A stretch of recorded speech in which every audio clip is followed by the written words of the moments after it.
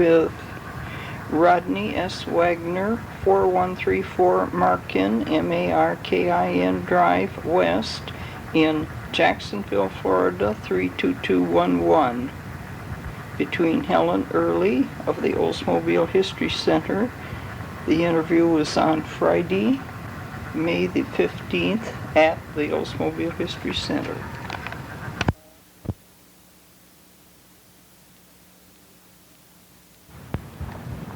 Well, we're all set. Rod, you want to introduce yourself? Yeah, my name is Rod Wagner, R.S. Wagner, and I retired from Oldsmobile at the end of 1986. I live in Jacksonville, Florida. My address, if anybody's interested, is 4134 Markin Drive West, Jacksonville, Florida, 32211. Telephone number is 904-744-3624.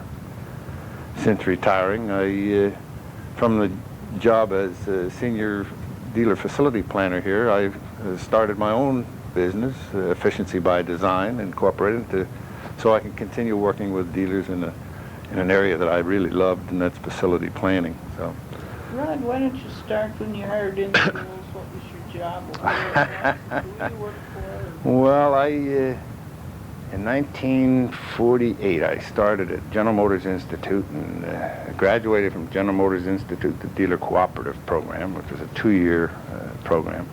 Graduated on August 4th of 1950.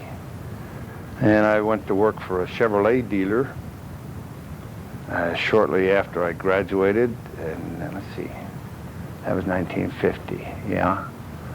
And in 1951, I became a handcuff volunteer with the United States Army, and I spent 2 years in the Army. That was, of course, during the Korean deal, but I got lucky. I went to Germany, and, so I had a good time there. But after I came out, I went back to work with a Chevrolet dealer. Where was he located? In Little Falls, New Jersey, just a small town dealer. Was he a dual dealer? No, just straight Chevrolet. And what did you do for him? I was a technician.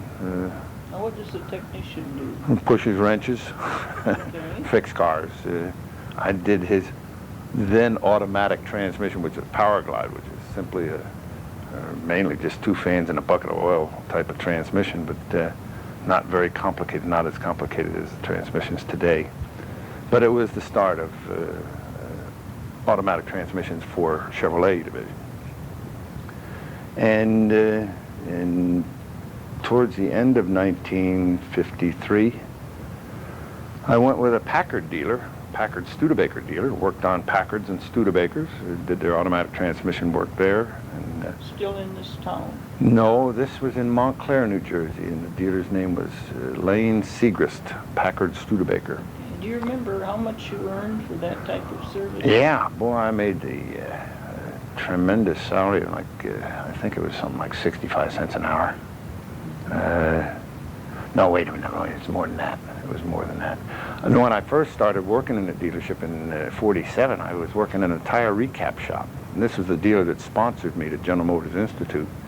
And it was 6 days a week, 9 hours a day, and it was 65 cents an hour, recapping tires, which was a big thing in 1947. Right. I can't remember what the wage rate was when I was, but it, you know, you got a percentage of the time, the flat rate hour, and it worked out fairly well. I thought I was doing pretty good. Probably paid taxes on $2,700 a year, you know, something like that. My wife was making more money than I was, and she was a service representative for the telephone company. But at the end of 1954, a contact I had by the name of A. Gordon Swan, who at one time had been zone manager for BOP division in New York, and later left BOP when the divisions separated into individual zone offices. He went with Pontiac, and then later on went with this Buick dealer in Dover, New Jersey, where I first started recapping tires, and they sponsored me to GMI. And Gordon Swan was, as I understand it, was one of the developers of the GM dealer accounting system. Well, he left the dealership and went into semi-retirement, but we maintained contact. They were good friends of our family, my father's side of the family.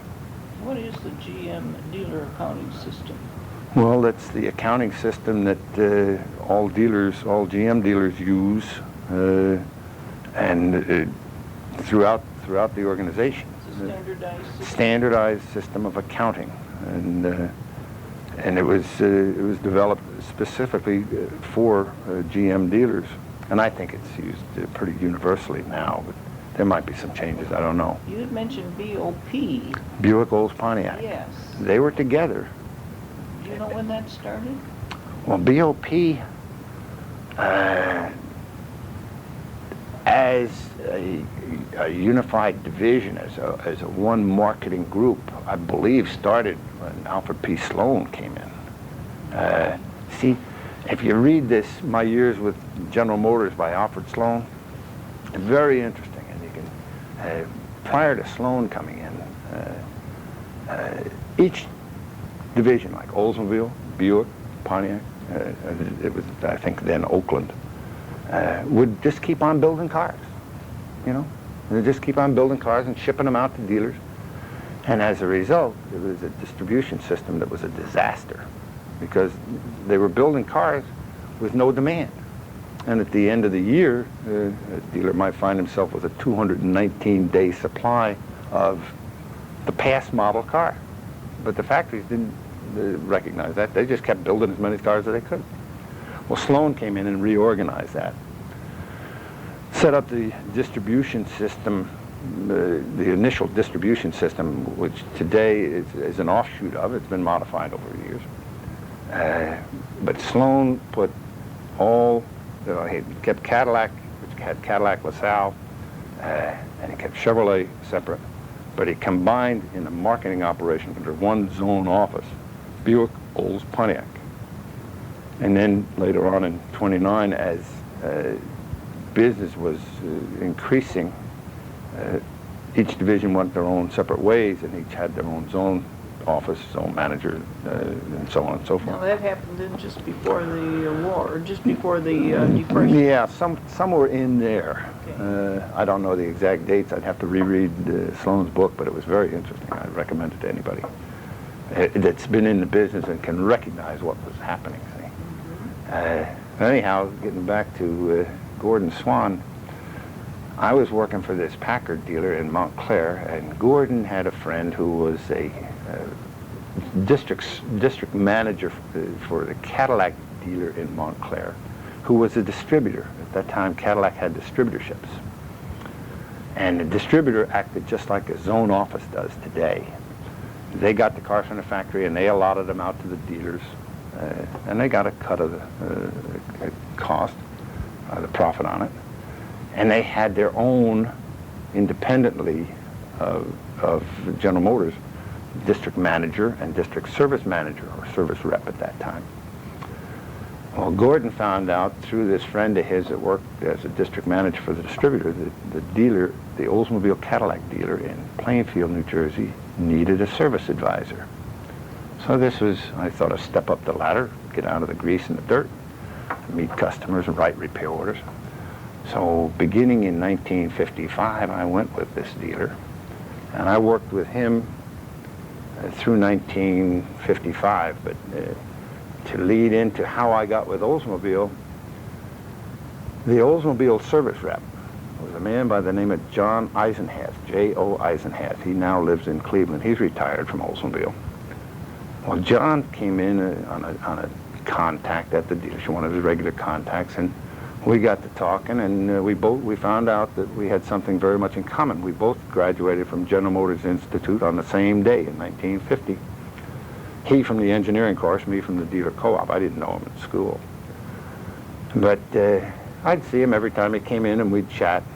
And then one day I found out that the guys on the wash rack at this dealership were making more money than I was, writing repair orders and having to deal with angry customers. So I asked John, I said, John, how do you go about getting a job with Oldsmobile? And it so happened, this was towards the end of 1955, maybe somewhere around, November, into November, something like that. Well, I got with Oldsmobile as a result of a tragedy. In 1955, an airplane was blown up over Colorado, and Carl Dietz and Jim Stroud, they were the Western half assistant general sales managers and Pacific regional manager, and I don't know which was which, I can't remember that. But when they died, that created a movement down through the ladder, you know. And I think Newt Barber was the regional manager in New York, and Frank Suslovich was the zone manager in New York. And Newt Barber moved up to take the eastern half, and whoever was in the eastern half moved over to take the western half of it. Something. As assistant general Yeah, sales. right.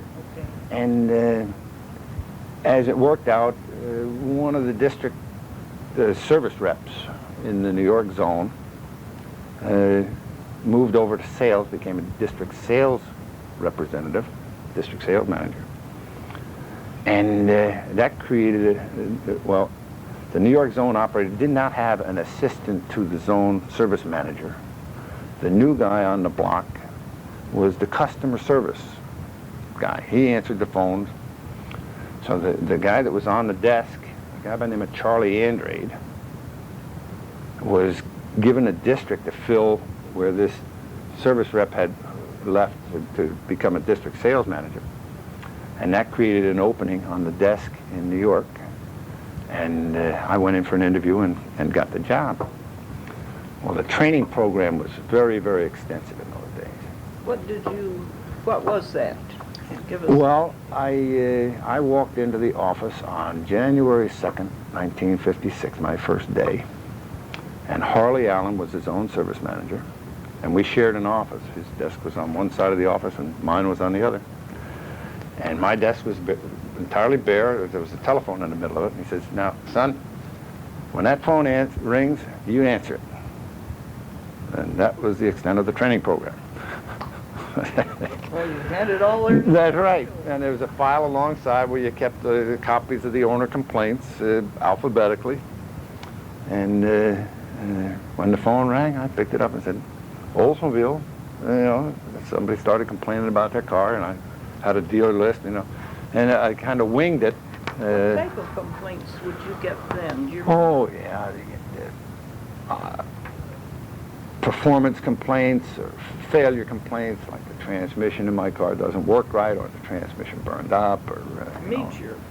well, paint problems, all kinds of, any kind of complaint that an owner might have, either about the car or about the way he was treated by the dealer, or whatever. Okay, now say you had somebody complaining about their treatment by a dealer. How would you handle that? Well, you have to really find out the facts. But you were writing all this down. Yeah, make notes, and then you'd send this dealer. We had forms like owner complaint forms. We set up a registered complaint and send it out to the dealer to get his side of the story, and give him, essentially and hopefully, to give him the opportunity to resolve the problem. Because the main thing was to let the dealer resolve it. Because if we got into it and had to resolve it, that took the dealer out of the picture and reduced the possibility or the probability that the owner would go back to that dealer and buy another car. Everything was aimed at, and should have been aimed at, selling another car. In fact, that's the only reason a service department exists. The reason the service department exists is to sell cars. That's the job of everybody in Oldsmobile. At least I hope it still is. It was at my time. The only reason for your existence is to sell cars. And we in the service department tried to do it by making sure the owner got the best service possible. Sometimes we succeeded, sometimes we didn't. But in addition to that, of course, you had the product problems that were built in or inherent in any given model. How would you handle something like that? Can you cite a specific incident about a product problem? Oh, yeah. All through the years, Helen, every time we came out with a new transmission, it seemed. In '55, we had the original R-type transmission, which is a hydromatic transmission, which Oldsmobile pioneered back in the late 30s, 39, 40. And by 1955, the engines were getting more performance rated, more powerful than that particular transmission could handle comfortably, performance-wise. A lot of bumps and jerks when it shifted gears and stuff like that. Well, we came out in 1956 with the O-type transmission. I forget what the heck they called it now.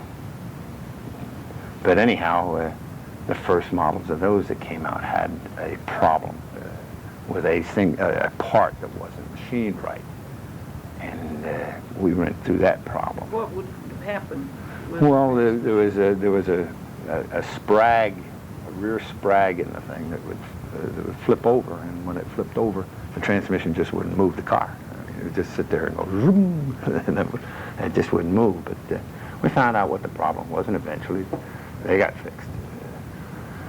And that transmission, after we got some leaks out of it, and I remember we had some converter hub welds that were porous, and we fixed those. And anyhow, over a period of time, and generally a short period of time, the bugs got worked out of whatever unit we were working on. Or had a problem. How do you deal with the customer and the dealer and the factory on getting that product type problem resolved? Well, obviously, if we knew what the problem was, we could disseminate that information to the dealers, and they could recognize it and step right up to it. Okay. Well, then, were they paid for doing that? Oh, sure. That's a real warranty. Was there some under the warranty, and then was there some adjustment program back to the factory that the factory assisted them with paying? If it was out of warranty, you mean? No, I mean... oh, no, the dealers would submit a claim to Oldsmobile and get paid for it, for the work they did on our behalf. I see. They'd give us an invoice just like they'd give a dealer, an owner, an invoice for customer pay work. And it was... AFA. Yeah, that's right. Application for Adjustment is what AFA stood for. But that only worked on the car while it was under warranty. Well, suppose the problem occurred, or a similar problem, after the car was under warranty. Then we would make what we'd call a policy adjustment if we felt that one was justified. Can you think of a certain incident that a policy adjustment would cover to give us an example? Oh, sure. Well, I always felt, when I later became a department head, service manager, assistant zone manager, service, I always ask my people, look harder for why we should participate in the cost of a repair, beyond the warranty, than they did for a reason why not to. We built our reputation by stepping up to the problems and being as fair as possible with the customer. A lot of times the customers didn't feel we were exactly fair, but we'd try and do the best in most cases. Policy adjustments, policies can be put down on paper. They have to be administered with common sense. And hopefully that's what we all tried to do.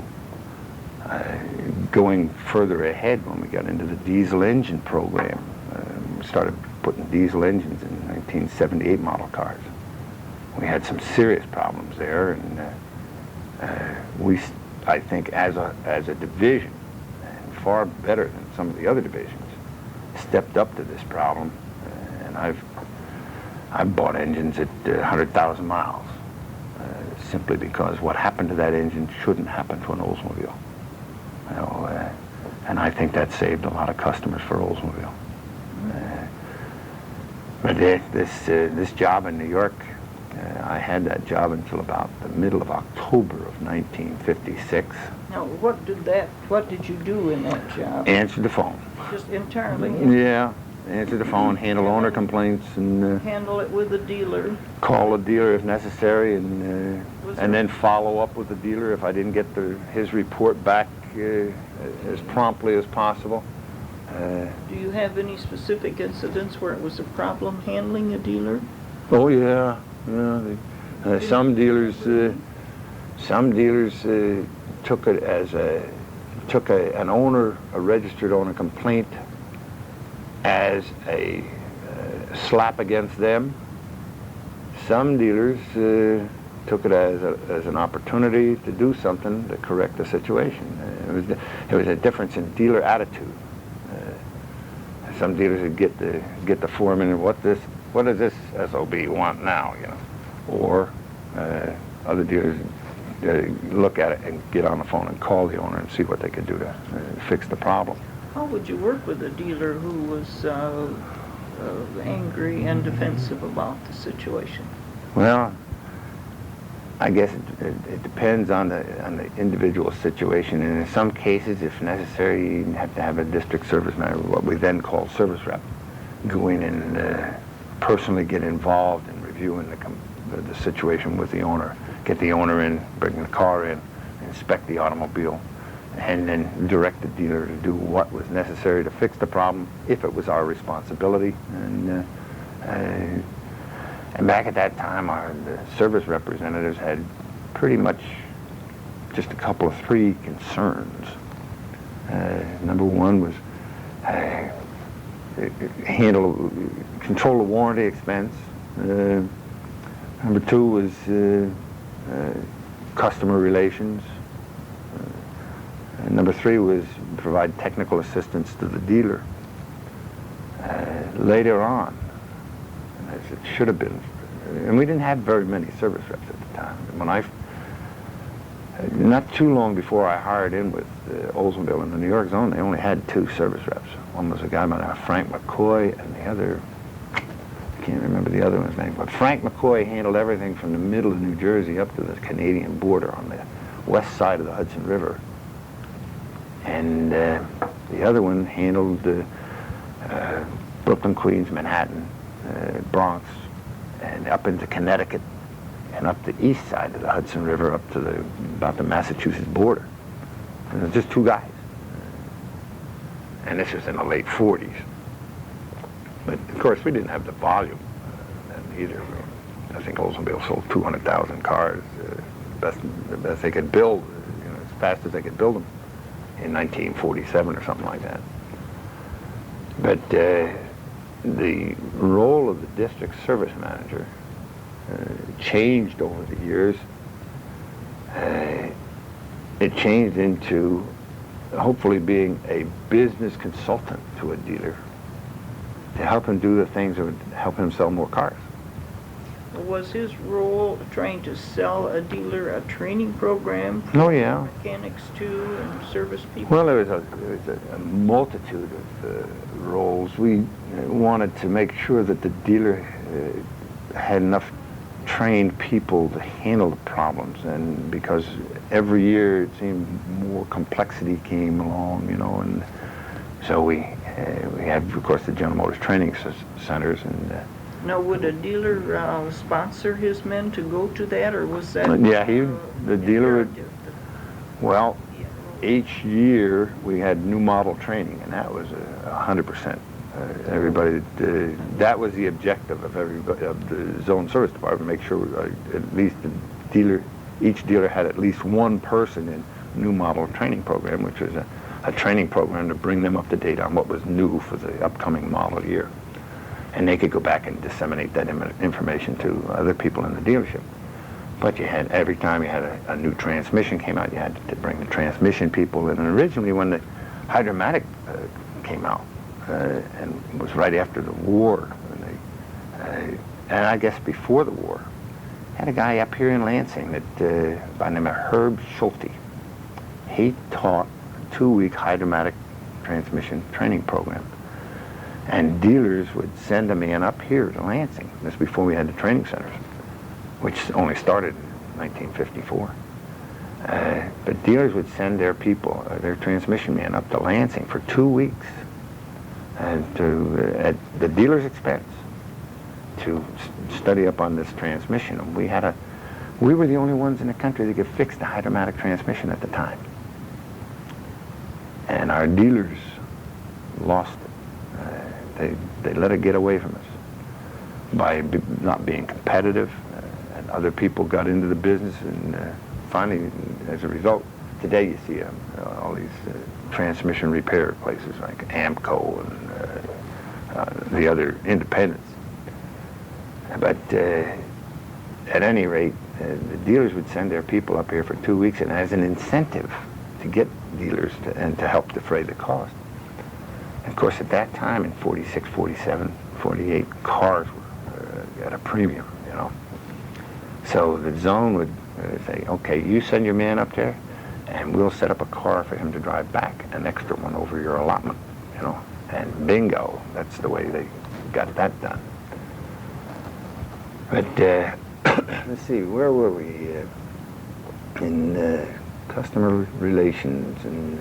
You were still on the phone. Yeah, and then in October of 1956, I was given a district.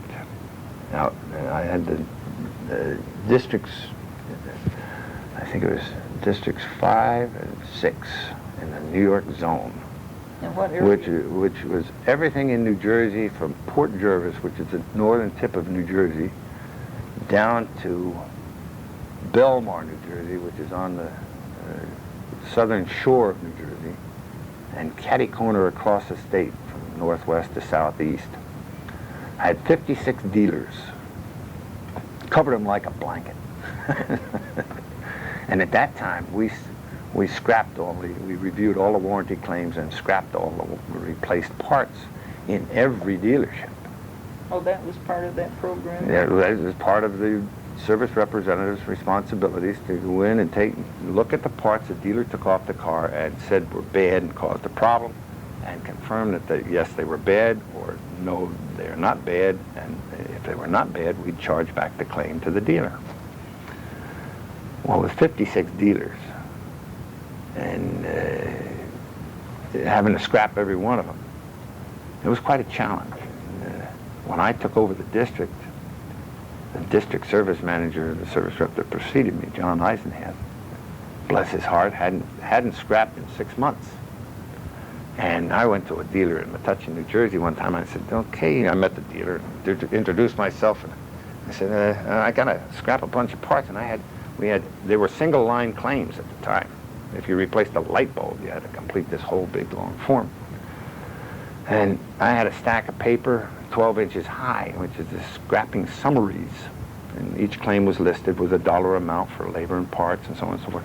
And you had to match that up with a scrapping copy of the document the dealer submitted, along with looking at the part. And you ended up with bales and bales and bales of paper. But anyhow, I get down to this dealer in Metuchen, and I introduced myself, and I said, I got a bunch of parts to scrap. I said, where's all these parts? He says, come with me. And we got into his little pickup truck, and we drove down to his father-in-law's house. His father-in-law had a detached 2-car garage up behind his house.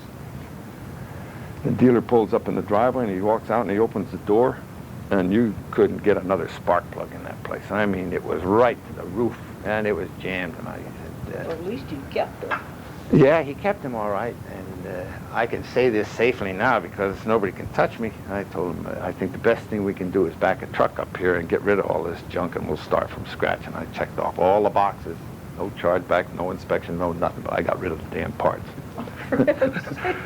And that's the way I did it with everybody. And started from a clean slate. But, my entire training program in taking over in the district consisted of riding a day and a half with my predecessor.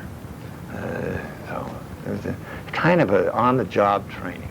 And we had, it was a lot of fun. We had some good dealers, we had some bad dealers. Dealers that were interested in their business and taking care of their customers, and dealers that were more interested in just business and profits. But no, it was part of your job too to sell. What about the signage? All kinds of programs, Helen. We had programs at times coming out our ears. we had the National Safety Program, which was only $12.95 or something like that.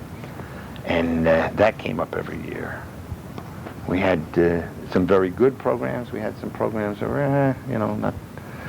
And I always went on the basis, a lot of the programs were 100% effort, So your district was supposed to be covered 100%, like a service sign, guardian maintenance. Standard signs that they should have to Yeah. display? Oh yeah. Well, that's part of the sales and service agreement, and you had no problem there because if they wanted the franchise, they bought the signs.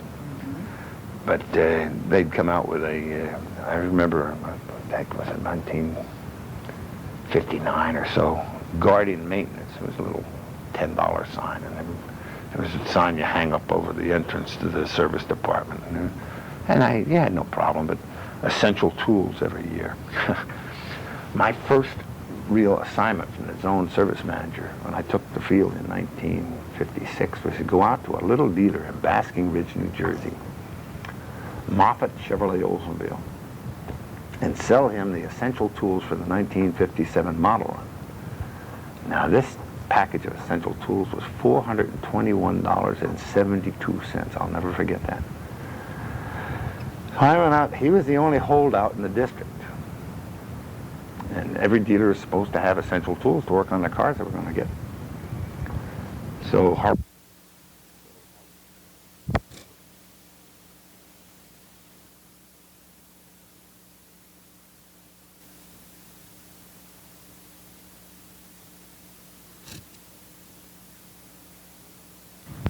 We're all set. okay, Harley Allen, the zone service manager at the time, sent me the tool order form, and he says, Rod, I want you to go out there and get Mr. Moffat's signature on this thing. He's the last one in the zone. We got to have. I go out there, and I chased old Ray Moffat around that place for an hour and a half, trying to get him to sign this. Trying every approach I could give him for buying these tools. And he finally grabbed me by the arm and he says, "Come on, son," and leads me downstairs. He had his service department in the basement, the ground level at the back of the building. Leads me down the stairs, around the corner at the bottom of the stairs, and he opens up a closet door underneath the stairwell. And he said, "I don't need any essential tools. Look." And I look in there, and here's boxes of unopened boxes of essential tools. 1931, 32, 33, 34. They just never opened them. Every year he gets them, he just shoved them on another box on top of the last year's box. So I saw that it was kind of hopeless. And again, because I'm untouchable at this point in time, that order went in with a signature on it. Now, I'm not going to say who signed it, but... Who paid for it? He did? Yeah, well, it was all charged to his parts account. He probably never even recognized it, So. But well, how could he work on the new cars without those essential tools? Well, it was possible. Yeah, it's possible. You can cobble things. There's two ways of doing things: the right way and the wrong way. And obviously, in some cases, he did it the wrong way. He wasn't a very big dealer, but a nice old guy. And I was in the Newark zone when I was in the zone, and when the Newark zone was established on March 1st of 1957. It was opened up with, the first zone manager was Bill Owen. Assistant zone manager was Lee Gentry, who later went to Cincinnati and passed away in Cincinnati. He was assistant zone manager in Cincinnati and passed away there from cancer back years ago. The first zone service manager was a guy by the name of Cleve Wallace, who left us a couple of years later. His replacement was Walter Fries. Walter, Newark? Yeah, Newark zone. Walter was the district service manager in there were 4 districts in the Newark zone. Districts 1 and 2. I had districts 1 and 3, and Walter had 2 and 4. Walter had everything north of Route 46 in New Jersey, and I had everything, and he went up into New York State, and I went from Route 46 in New Jersey down to Point Pleasant and Tom's River, which is quite a ways down. I had something like 40 dealers. 40? Yeah, something like that. But we worked in the zone until... And you still were a district service rep? Yeah. Okay. There were service reps at the time, and it wasn't until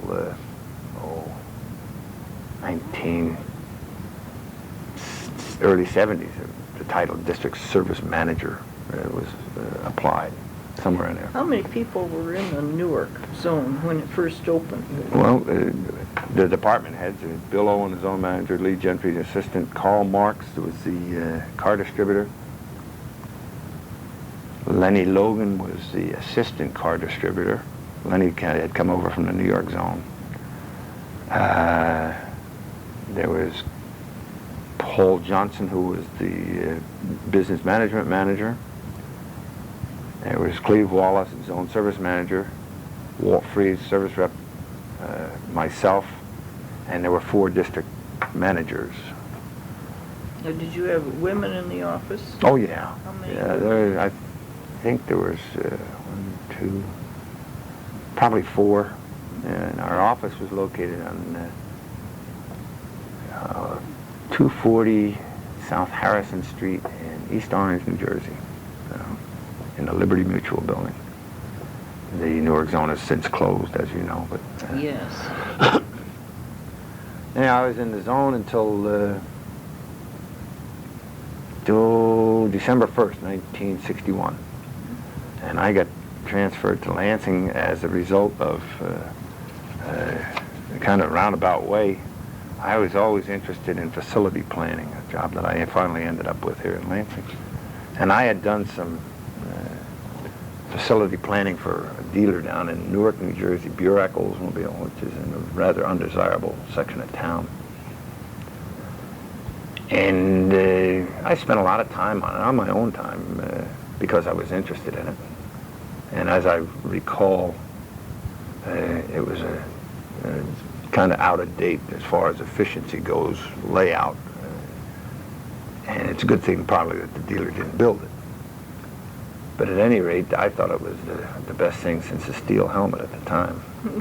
And I showed it to Bill Owen, and who was his own manager, and he was kind of impressed with it. And Jim O'Connell was the regional manager at the time, and Jim O'Connell happened to be in the office one day when I went in, and Bill says, "Hey, show Jim the plan you drew up for Burack." So I did, and O'Connell called Woody Sanford, who was then facility planner for Oldsmobile Division, and he came down, he looked at my drawing, he kind of threw it over in the corner and said, "Well, we can do better than that." That kind of offended me. But at any rate, he came up with a plan for Burack that never did get implemented, but a couple of 3 weeks after that, meeting with Woody and the dealer and so on and so forth, Dale Percival, who was regional service manager, and Glenn Rittinger, who was the Eastern Half service manager, came down to attend a service managers club meeting with us in Union, New Jersey. And after the meeting, we went over to a local drinking establishment to have a nightcap. And we were sitting there, and Percival turns to me, he says, "Oh, by the way, we've decided to approve Woody Sanford's plan for Burack Oldsmobile." I turned to him, "Then you're out of your blank, blank, blank mind." And he started laughing. He was just pulling my leg, you know. So later on that year, they decided they needed somebody in Lansing that wasn't afraid to argue a little bit, I guess. And they brought me in and gave me the exalted title of Senior Parts Usage Analyst, which was really nothing more than a needle artist to keep material control and purchasing and the warehouse and so on and so forth on the ball, getting parts for the parts we needed for recall campaigns, because we'd have to release a campaign information and we'd had no parts for it.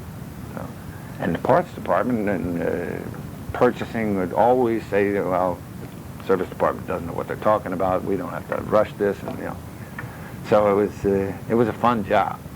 And along with that, if guys in the field, the service reps in the field, ran into a problem, they couldn't get a part for a car through the normal channels, they'd call me, and I would go out and liberate a part off the line and ship it to them.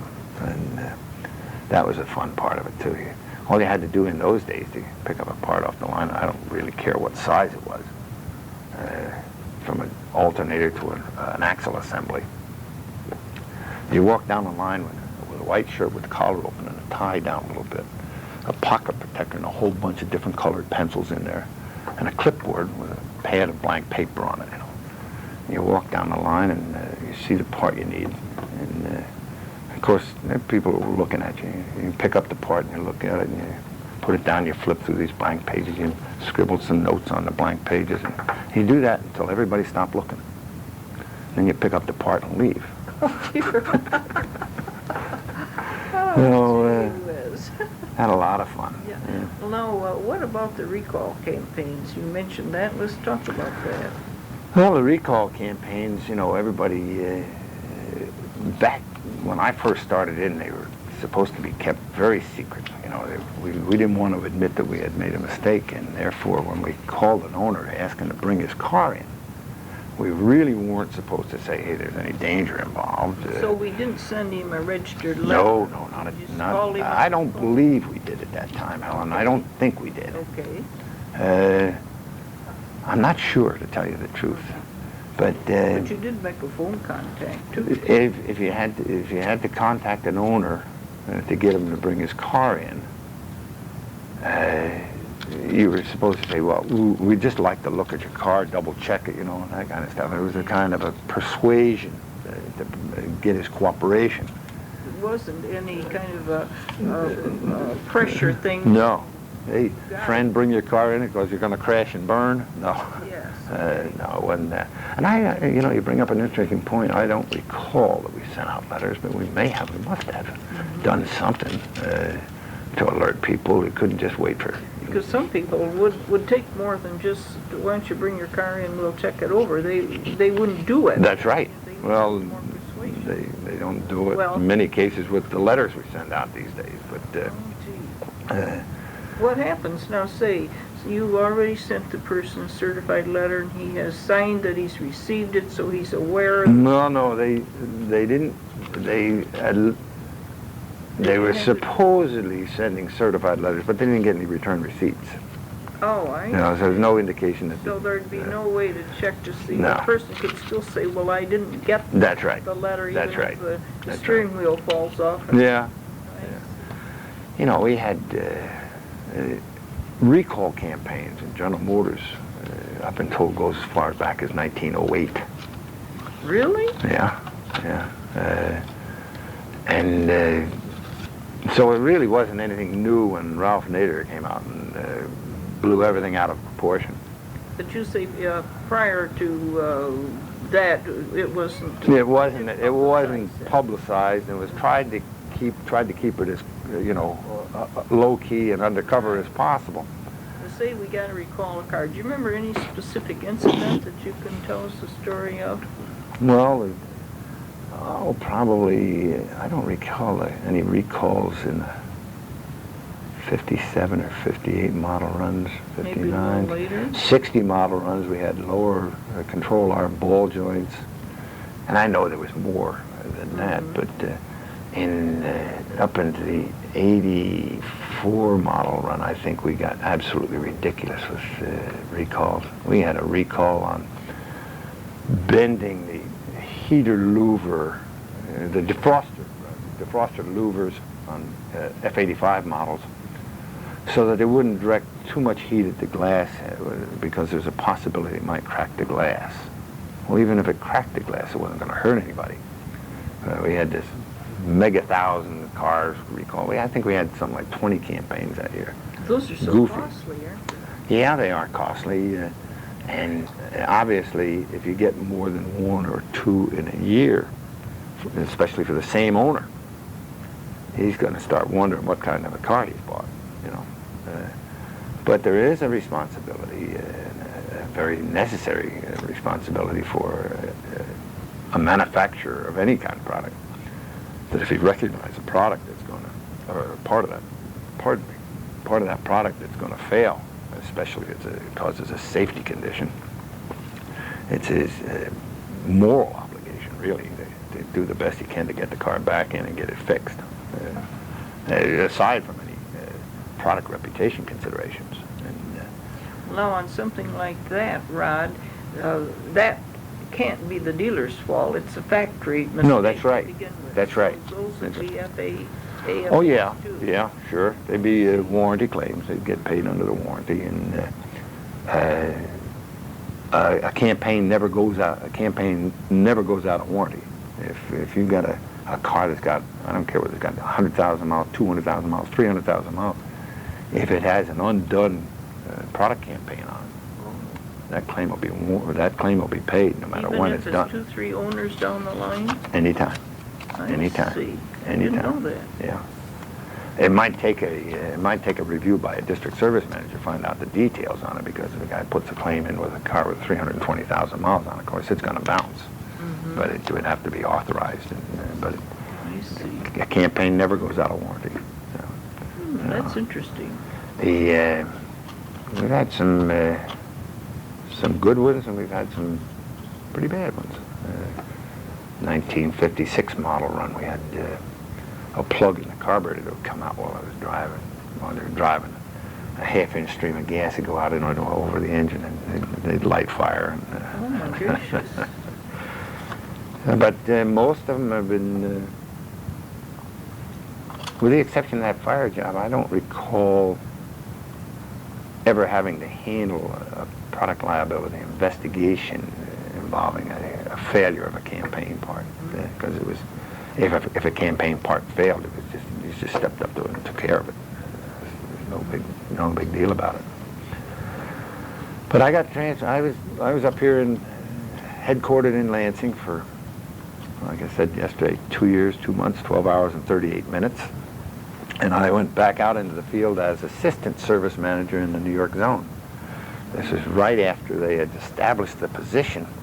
Jim DeLuca was, I replaced Jim DeLuca, who was the very first assistant service manager in Oldsmobile Division. And that signified the change from when I hired in. I came in and they said, there's a desk, there's a phone, you answer it when it rings, to recognizing the need for assistance to that department head. So here, I'll sit up a little closer so you don't have to hold it. Well, I didn't want to get on your arm. No, that's all right. No, that's Tickles. So I went back and replaced Jim DeLuca, who went to Washington as service manager. And I was responsible for the operations of the district service managers, and I think we had 5 district service managers at the time. A training center instructor, and the girls in the service office, service secretary and service clerk. Now, the GM training centers had come into operation. Yeah, the training center started opening in 1954. Okay. And in the New York zone, we had the option of sending people to 2 different training centers. One was in Tarrytown, New York, and one was in Union, New Jersey. Now, that would be the zone people as well as dealer Oh yeah, people. yeah. Well, zone people participated in every training program. Like if we had a new transmission, zone people went to that program. Obviously, zone people went to all the new car product programs. So any program relating to anything new, especially, whether it be in carburation, engine drivability, we always kept up with that. What did you do with the outdated units that you were using as teaching aids? They were part of the training center's inventories. See, the training center was separate division type of thing. Each division had its own classroom. Now, as far as the out-of-date stuff, it was no longer needed. I guess it was donated. And a lot of it was donated off to vocational schools and stuff like that. We'd go through periodically and clean out stuff we didn't need anymore. I see. Give it to a vocational school. So all of the car units would be in one GM training center? Yeah, all the car right. divisions. Well, they had all 5 car divisions, Any- GMC truck, Fisher body. Any accessory divisions? Yeah, Delco, United Delco, or AC Delco had, it was United Motor Service at the time, later became AC Delco. They had a classroom where they would bring independents in and train them. Now, what do you mean independent? Independent gas station operators, I see. Okay. independent garage operators. They offered that training. And they also had a manpower room. And manpower conducted sales and service training programs and things of that nature.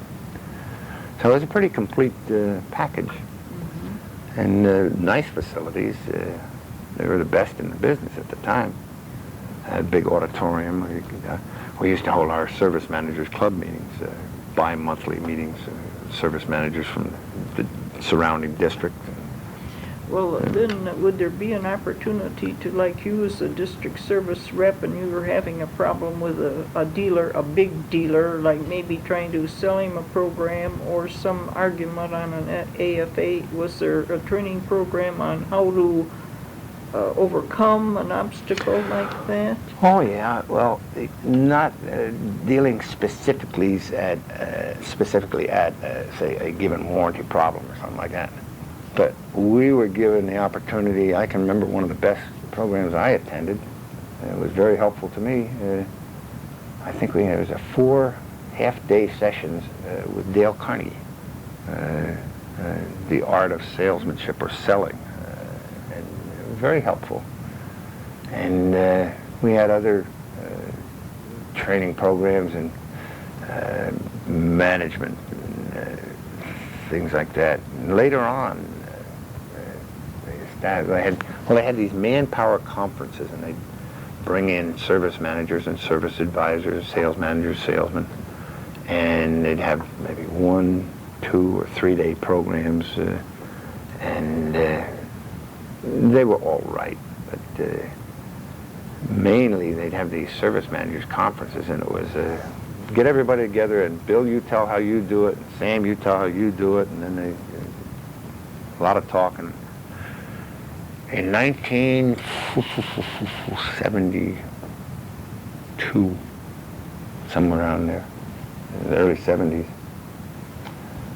I got with the manpower conference leader down in the Jacksonville zone, a fellow by the name of Sid Carroll. I said, Sid, you know, I don't like these service managers conferences where you come in for 3 days and you BS about this, that, and the other thing. And he said, I don't either, but that's what we got. I said, well, let's put our own program together. First of all, you got a bunch of people out there that are managers but don't know how to spell it, because it was typical for dealers back in those days, and it may still occur. When the old service manager leave, they reach out into the shop and grab the best technician, and they'd make him the service manager. Well, he doesn't know a thing about being a manager. He's great on cars, but he doesn't know anything about managing a business or reaching objectives or anything like that. So Sid and I put together a 5-day service managers training program with the objective of teaching people the definition of management, which is the art of directing people and equipment, property, to reach a desired objective. What is the essence of being a manager? How personnel management, operations management, and so on and so on. And it went over great. We had, the first session we had, we sent out a little flyer to dealers telling them what the objective of the program was, to make their people better managers. And we had 30 guys in there for 5 straight days. And then we ran a follow-up, a second program, and got those guys back 6 months later, and just continued on. And Claire Oxendale was talking to me one time, and I told him about this program. He says, well, you write me a letter what you think about the manpower program. He was general service manager? General service manager. Okay. That's a great man.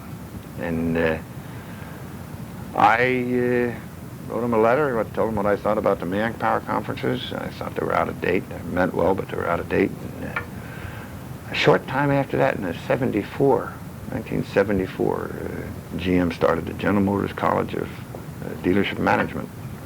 And I don't know whether my input had anything to do with it. I'm sure it didn't, but at least it was aimed in the same direction that we started in. And you bring up Claire Oxendale, go back away from my particular career with Oldsmobile. When I first hired in, Bill Buxton was the general service manager, and Claire Oxendale was his assistant. And up until, from that time, 1956, and even before that, the criteria for hiring in the service department with Oldsmobile is you had to have technical background. You had to have at least the intelligence to have gone to college if you had so desired. But those are some of the major criteria.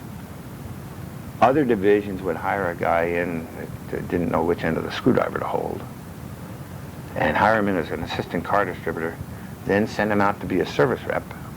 And he didn't know what he was doing, but he knew he had to spend his 2 years in Siberia before he got to be a district manager or sales manager. Oldsmobile, as far back as I can remember, never had anybody, up until the early 1980s, never had anybody in all the way from the lowest service rep, the newest service rep on the payroll, up to Bill Buxton, that didn't start as a district service representative. And we had an esprit that was fantastic. I mean, we were the Marines, the few, the proudest, and the best in the business. I don't care what manufacturer. This is what we believed, and this is what a lot of dealers believed. But two guys are responsible for that, building that kind of elan, that esprit de corps, and that was Bill Buxton and Claire Oxendale, and the guidance they gave us. And it was really something, and unfortunately that has disappeared to a great extent. But we just knew, and dealers, many dealers would tell us, and we heard back through the grapevine, we were the best in the business. But I'll give you an example of the kind of guy Bill Buxton was, or is. I was a relatively new service representative. In 1958 model run, we came up here to Lansing. 1 or 2 guys from each zone came in for like a 2 or 3 day conference. And it was in February. And at the last night that we were going to be here, we had a group dinner out at the Lake Lansing Country Club. And I had called John Eisenhath, the fellow that had my district, before we went to this, before I got it.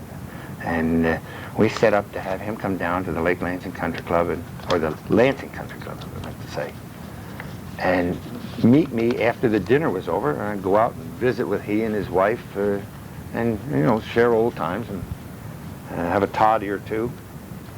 So after the dinner was over, I gave John a call, and he lived out in Okemos. And I walked down the driveway to the gate of the Lansing Country Club, and it was snowing. And I'm standing there waiting for John, and a car pulls up alongside me, and it's Bill Buxton. He was the general service manager. And he said, what are you doing out here? I said, I'm waiting for John. I explained that I was waiting for John Eisenhath. And he said, well, get in the car. So I got in the car, and he waited there, giving me a place to stay out of the snow and the cold until John Eisenhath arrived. Now, you got to know that when you're a brand new district service manager or service rep at the time, and the general service manager does that for you, the next time he opens the window and says, jump, you're gone. But tremendous people, tremendous people. But, and anyway, getting back to, am I taking up too much of this, Dave? No, no. Getting back to, I was in New York, which was my second tour of duty in the New York zone, until March of 1966. From February 1st of 1966, Art Cotton, who had been the zone service manager in Washington, and I walked into the New York zone office, taking over from Art, taking over from Tom Spencer, and me taking over from Jimmy DeLuca. on February 1st, 1964, and then on March 1st, 1966, I was promoted to service manager in the Charlotte zone. Jack Houston at the time had been the regional service manager in the Atlantic region.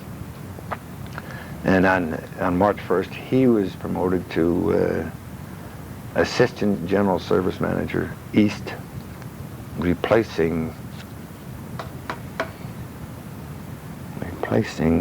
I think, Glenn Rittinger. Glenn Rittinger moved up to Oxendale's assistant. I can't remember that. But I went to Charlotte in March of 1966. And that was a delightful zone. Covered all of North and South Carolina. I forget how many dealers we had. We only had about 40 contact dealers. Contact dealer is a dealer that does its accounting reporting to Oldsmobile division.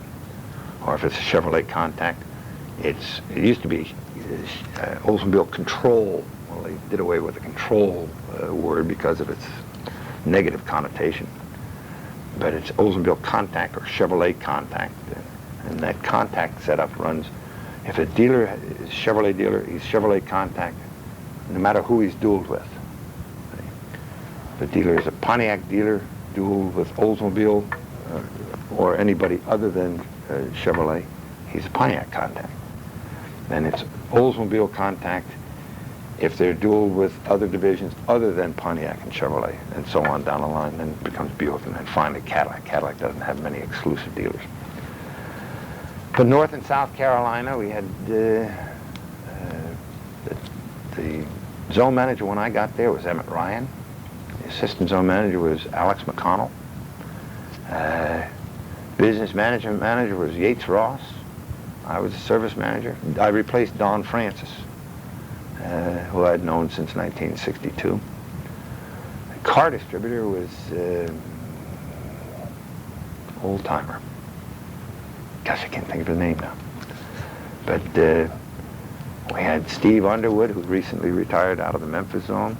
Bob Brennan, who just recently retired as of, I think, April 1st from the Charlotte zone. And Boyd Bell, who quit many years ago. Bill Simmons as a training center instructor. And I can't remember the John something or other, claims administrator. But I was in the Charlotte zone until November 1st of 1967. I was transferred to Boston. And I went up to Boston on November 6th. Walked into the office Monday morning, November 6th, and met with Stan Kern, who was then the assistant zone manager in Boston. Stan touted me on a real estate agent down in Hingham, Massachusetts, not too far south of Boston.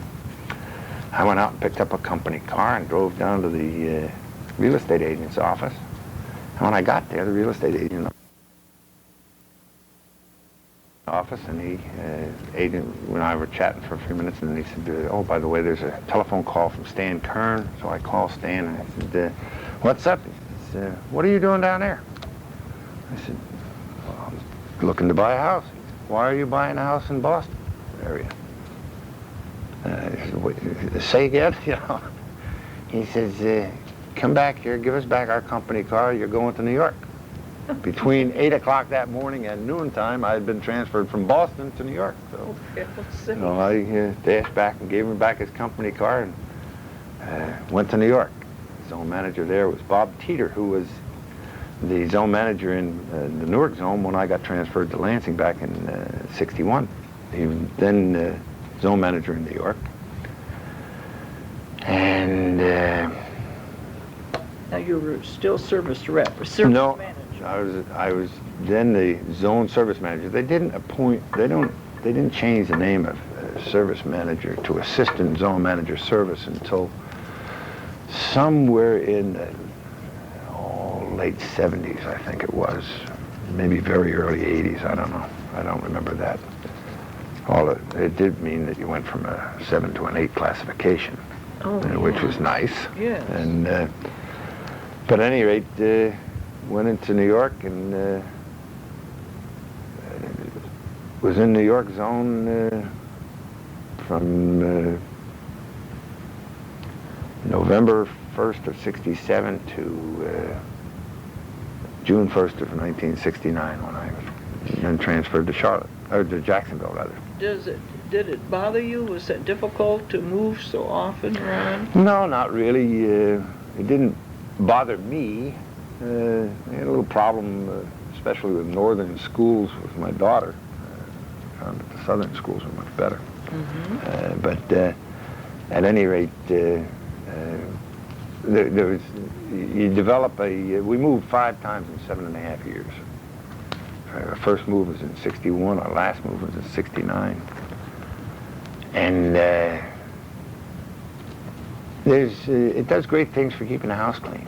Mm-hmm. You know, there's a rule of thumb that I always use. You let the movers move everything, pack everything, move everything. But you stand at the door of the new house. You got 4 categories. 1, move it in the house, we're going to live with it. 2, move it in the house, we're going to store it in the house. 3 is Goodwill or Salvation Army. And 4 is the junkyard. They say 2 company moves are worth 1 good fire. But no, it didn't bother me. I'm moving. We went back to New York, and as I say, in November of '67 for our 3rd tour of duty in New York. And Did you like that area? No, not really. I'm originally from that area. Both my wife and I are from northern Jersey. I was born in Jamaica, Long Island, and moved to New Jersey when I was about 3. But no, I didn't like the congestion. I didn't like especially the attitude of people. How about the larger metropolitan dealers? Do you remember any specific incidents where you had any problem with a dealer? Oh, yeah. Well, we had a lot of warranty problems. How would you, can you cite one? How would you resolve it? Well, I don't know whether they ever got fully resolved. We had one dealer that we found claims that were for paint work, for instance. We paid a claim on the painting of a hood. There was a transportation claim on the painting of a hood, and you got paid by the transportation company. And then the owner was charged for painting the car. So he got paid 3 times. How would you get that to light, though? Well, just by looking at the documents and tracing the history of the car through the repair orders and things like that. And then later on, we started getting electronic printouts, and things of that nature that helped a lot. It would define the categories where he was high. If he was high in carburation work, or he was high in paint work, or he was high in any of about 15 different categories. You could spend your time looking at the top 3 categories. If he's below zone average or national average, in, for instance, in brake repairs, you don't bother looking for brake parts.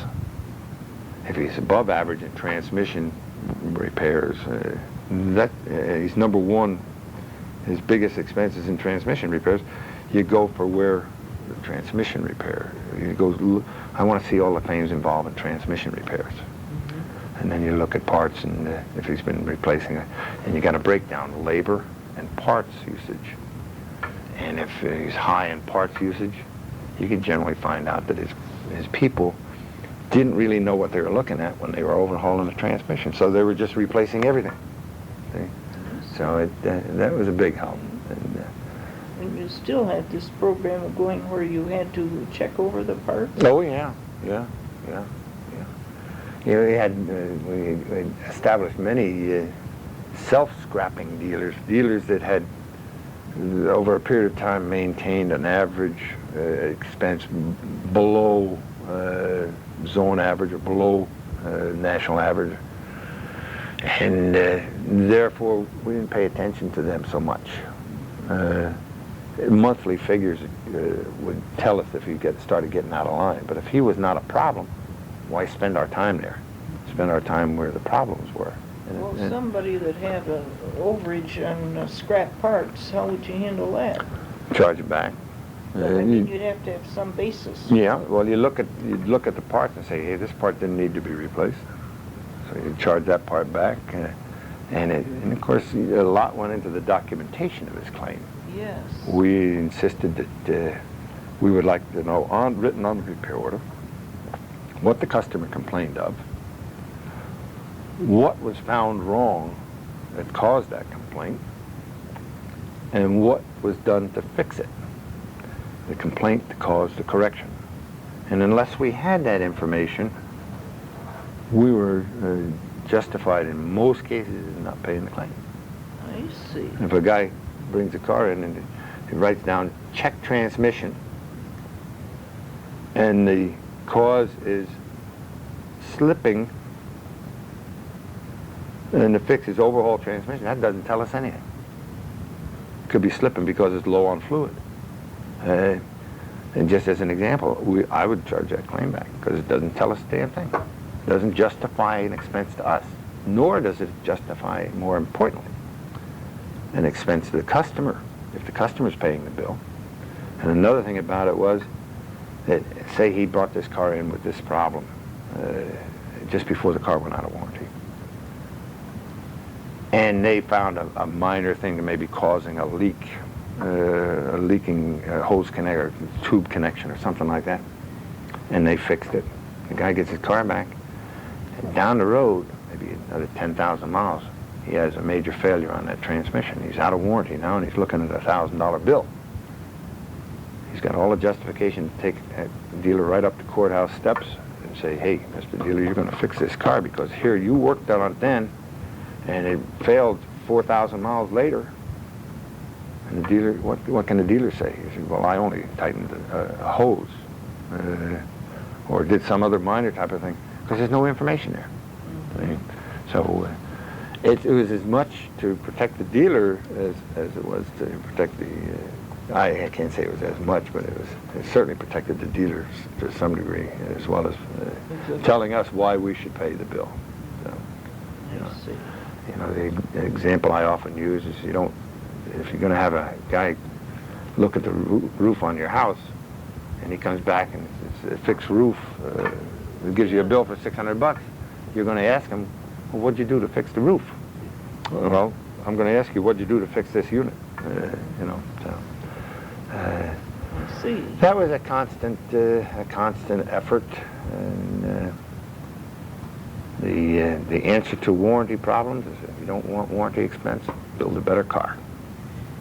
And that, and to some degree,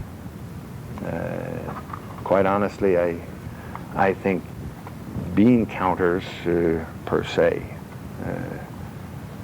were more interested in saving a couple of dollars here than doing what they should have done to save it out there, because the cost of customer loyalty is pretty high. And I can remember years of, quite honestly, reporting. We had to send in a report every month on our top 10 product quality problems. And for years, the top thing on our report coming in was exterior rust. Not rust from inside like you get up here in Michigan because you got salt on the roads, but rust from salt air falling on the car overnight like we have in Florida and along the Gulf Coast and down into the Houston zone up into North Carolina, where there's hot, humid conditions and just eat a car up. And nothing was ever done with it because, and this is my opinion, maybe I'm 100% wrong, but it would have cost a little more to fix the cars in the first place nationally when we were building 1 million cars a year than it would cost to fix those warranty claims, to pay those warranty or policy adjustments in Houston, Memphis, Jacksonville, Atlanta, and Charlotte zones. Okay? But what was ignored was the fact that the guy has a car that is 3 months old. He's got a 90 millimeter hole in it from rust. You think he's going to buy another Oldsmobile? No. Sure. The defense rests. But fortunately, they've done a tremendous job in current product quality. It's just great. It's coming back. We can see that. I've had, well, I buy a new car every year. I'm on my 34th Oldsmobile now. What are you driving now? A 9288 Royale. I had an 89. The only year I missed was 88. From 1973 through 87, we had cars for my wife. And I retired. I didn't buy an 88. I bought a Sierra in 89, a Cutlass in 90, 98 and 91, and I've got this 9288. And from 77 on through up 89, I bought a car every year for my daughter, starting with a 77 Starfire and on up, you know. Well, the last 4 cars I've had warranty experience or visit for warranty repairs, probably maximum on all 4 cars, three times. And these were not production problems. These were just things that happened. So I think our quality has come a tremendous way. I just hope that people will recognize the value in buying something built by an American company, not necessarily built in America, but built by an American company. Yes. Keep the money here. You know, no matter where the product comes from, keep the money here. So. Rod, now you mentioned Newt Barber. What kind of a man was Newt Barber to work with? Well, of course, I was a brand new service rep at the time, and so I didn't get too close to him. But he was kind of like the old breed, the old elephants, I call them. Guys who thought they could walk on water and leap tall buildings. And the kind that expected their bags carried. You know, a lot of zone managers back in those days were that way, of course. And when cars were short, you know, they were kings. But fortunately, those types disappeared back some years ago and were replaced by the guys like Ernie Ballard, one of the greatest, Bob Teeter in New York, who tragically passed away with a heart problem about 68. And I've known some other zone managers that were, there's 2 types of bosses. There's kinds you work for, there's kinds you work with. And Ballard exemplified the kind you work with. The old days of I am the zone manager, therefore thou shalt kneel down and pay homage, you know, they're long gone. They're long gone. Good. Good. Now, you didn't know Quinn Murphy. No, I've heard the name many times. Okay, let's see. You mentioned Jim O'Connell. Yeah, Jim was great.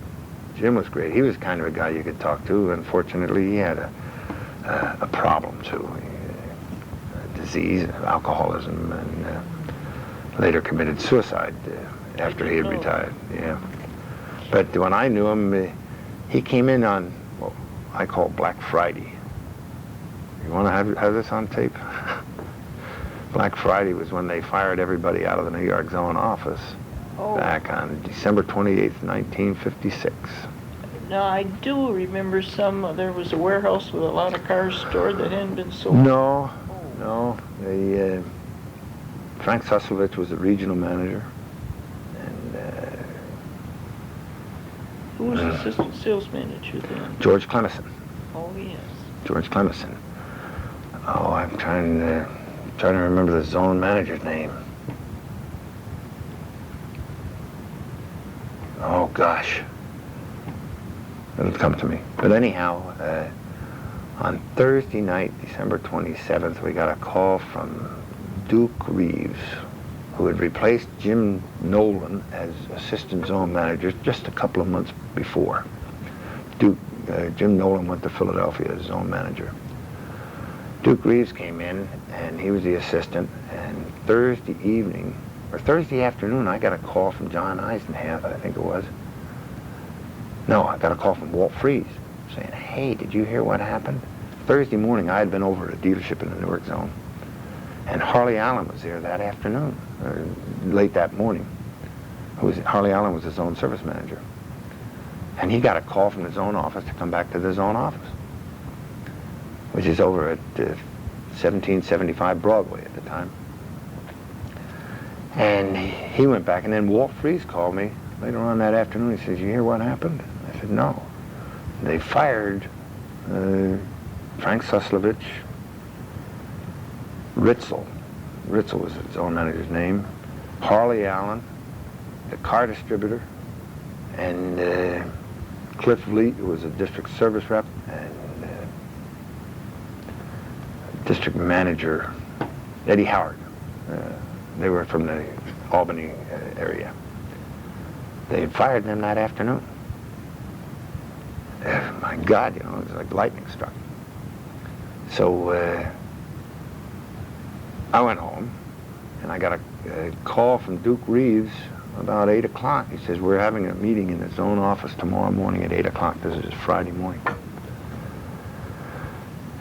Please try to be there. So we all went in. We were in the zone office at 8 o'clock, and one by one we all went up, had to go up to the, I guess it's 16th floor, 18th floor of the GM building, and meet with and have a personal interview with Mr. Wolfram, conducting interview, and the general sales manager, I'll think of that. Jones? No, J.R. Jones. Sutherland. Yeah, Vic Sutherland. And George Brooks, head of the legal staff, sat on the other side. It was just like they went in and sat, Wolfram sitting behind this big desk, and everybody had their interview, and all of us in the service department were downstairs, and one by one, the 8 district sales managers are going upstairs and coming back and tossing their keys on the desk. They were all done. 2 out of the 8 sales managers were transferred. The rest were fired. Then it was the service department's turn. And we went up, and John Eisenheth went in first. And he came out, and everybody's sitting in this great big boardroom, nobody's saying a word. John came out, and he winked at us, and he gave us a thumbs up. The flicker of the candle began to grow a little lighter, And I guess I went in next. Mr. Wolfram wanted to know how I control warranty in my district. I invented a warranty control system on the spot. Told him I recorded all the dollar amounts, and I checked everything, And what I got for Christmas, so on and so forth. Well, about 45 minutes of conversation, he told me, well, you get down. He asked me if I wanted to be transferred. I said, no, sir. I got no reason to want to transfer. He said, well, you go on down and see Mr. Clemens and tell him you still got your district and your job. So Wolfram actually conducted the interview himself with this legal rep there sitting. George Brooks and Vic Sutherland. And Sutherland not saying anything. That's right. Well, they didn't say anything to me, but I don't know whether they did to anybody else, but as of that night, that Friday night, out of 8 district sales managers, and I think there was 6 field service reps, I think 6, maybe 5, I was the only one that still had a district. And I went home and got a little medicinal support. So we had a zone meeting the next day, and every slot was full. Ed Ruth came in as regional manager, I think from Chicago or Detroit. Jim O'Connell came in. Ernie Ballard came in as assistant. Jim came in as zone manager. Ernie Ballard as assistant. Bob Brown came in as, oh gosh, Hank Lohr came in as car distributor. I think Bob Brown came in as business management manager. And we had a bunch of, Cleo Swartz came in as a district manager, Raleigh Young, Bert Saylor, and I can't remember them all. But, Well, what happened? Well, it was a case of maldistribution, and they had, what triggered the whole thing was in those years you had a recontracting meeting every year. Oh, yes. And that was before the 5-year contract. Well, the district manager and district service rep up in the Albany area had this recontracting, got all the dealers in, signed the contracts, and they used to, it was kind of tradition to have a little cocktail party, reception after the sign-up. They went ahead and the district manager, Eddie Howard, set up for this. And when he sent the bill into the zone said, hey, you weren't authorized this, and so you pay the bill. So Eddie made the mistake of going to the district service rep and saying, hey, is there something we can do to get this expense covered? And they used a couple of not quite legitimate AFA claims at the dealership, one of the dealerships up there. And the dealer's still in business. But at any rate... Did the dealer know about it? The dealer knew about it. But anyhow, there used to be a guy in General Motors. He was head of dealer relations, and this is going back years ago. Bill, I can't remember his name, but anyhow, the dealer and this Bill was a vice president in charge of dealer relations. I'll think of his name soon, but the zone started, we had cars coming out our ears at the end of the 56 model run, and I guess the zone started putting the arm on the dealer to take more cars, and he got fed up with it, and he called his friend Bill in Detroit and says, you want to know what's going on in the New York zone? I'll tell you, you know. Oh, and that triggered it, but there was a pervasive atmosphere of things weren't right.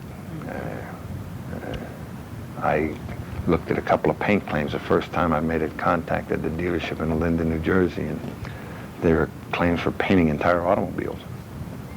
And the dealer's financial partner ran a lumberyard, do-it-yourself type operation. Well, I looked at these two claims, and I got a hold of the service manager, dealer service manager, and said, tell me the story on these two claims. He said, come into my office. And I said, so he went into his office and sat down. He says, I'll tell you right out. They're storm windows on your boss's house. And that's the kind of stuff that went on. You know, just a bad situation. But fortunately, that's,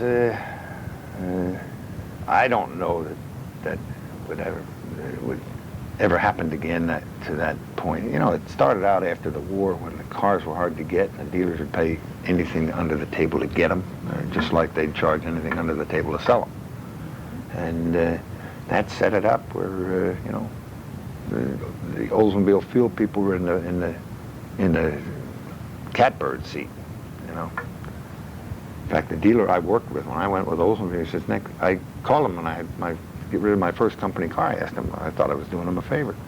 He says, no, but when you do sell it to a dealer, make sure they put a $50 gift certificate in a glove box or a new suit in the trunk or something like that. What the heck is this? You know, I'm a kid from the sticks. So I went to a guy by the name of Pete Finnerty, who was the assistant car distributor. I said, what is this deal you're supposed to get a $50 gift certificate every time you give a dealer a company car? He goes, my God, don't say a word. Oh, Helen, it was an entirely different world at that time, and thank God that part of the world is gone, because there's a lot of good people that get tarnished by that.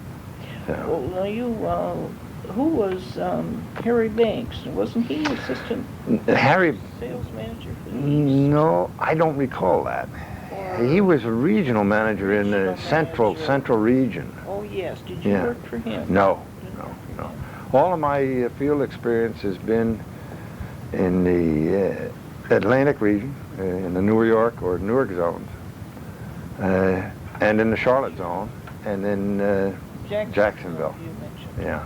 Okay. I went to Jacksonville in June 1st of '69, and effective April 1st of 1986. It's almost 17 years later. Okay, and year? I got transferred to Lansing as senior dealer facility planner, and that was a wonderful job. Had it not been for a personal situation where I couldn't move my mother, I couldn't bring my family up here. My daughter is an attorney in Jacksonville now, but I couldn't bring my wife up here. We would have loved to, because we'd have leased out our house in Jacksonville, come up here and rented a place, and this job up here, this facility planning job, was great. I didn't have to worry about what a district service manager was doing or not doing. I didn't have to argue with customers or dealers about warranty expense or labor rates. All I did was fly around the country drawing lines on paper and doing what I could to help dealers. And that was just delightful. Who did you report to when you were in facilities planning? Bob Blackshaw. Yeah. What kind of a man is he to work with? Excellent, excellent. Bob took that job took the facility planning job from Woody Sanford. You mentioned Woody. Woody came to Oldsmobile back in '46 on a 3-month temporary loan from Argonaut Division to help dealers get started facility-wise after the end of World War II. 29 years later, he retired from Oldsmobile Division. Great guy. Never had a lot of automotive experience, but he came up with the basis of what is an entirely efficient dealership facility, sales and service facility. And the things that he innovated, the 50-foot tandem drive-through service building, the having separate service and sales operations, which allows 360-degree display of new and used vehicles around a centrally located sales operation, which provides greater sales control and management control. And having the customers drive into this fixed operation located on the rear 40 to 50% of the available property, and having them come in through the new and used car display and exit through the new and used car display, with facilities that don't inhibit the efficiency of the technician or the parts manager or the paper flow or things like that. Woody is very, very much responsible for that, and trained Bob Blackshaw in it. And Bob had the job for a long, long time. There's a lot of miles on it. I forget when Woody retired, but Bob had the job up until about 76. Anyhow, then Ed Van Dries took the job. Now, he used to be a service. He was his own service manager in Detroit, Service manager. and then was the assistant general manager of service in Cincinnati, and then was transferred out of Cincinnati to the facility planning job, and I forget what year that was. I think it was somewhere around 66, 67. Okay, but 76, 77. Excellent. Blackshaw, Sanford, and Van, just great. I used to get them down in the Jacksonville zone because of my interest in dealer facilities. I was looking at a checklist the other day, and we had 90 dealers in the zone. in Jacksonville. In Jacksonville. And something like 40 business management contact dealers. And over half of the business management contact dealers are either at new or pretty much expanded facilities. A lot of new facilities, because Florida's been growing. I've been involved in something like somewhere between 35 and 40 facility projects in the Jacksonville zone alone, and it was due mainly to the help that I received from Woody Sanford, Bob Blackshaw, Ed Van Dries. I'd get them, we'd sign them up to come down for a week, and we'd have three facility contacts, and we'd just keep on the road, 100 miles an hour, and make as many contacts as we could, but they were now, you great. mentioned business management contacts.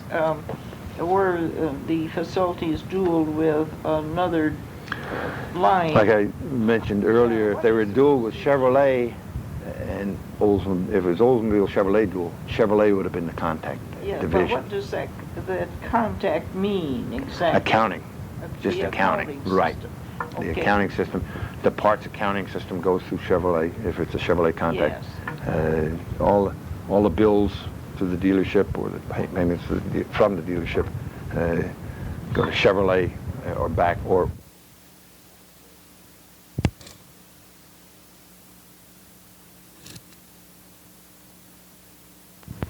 Yeah, we're all set. Well, that's interested me because I never quite understood the procedure Mhm. or the policy on a business management contact Mhm.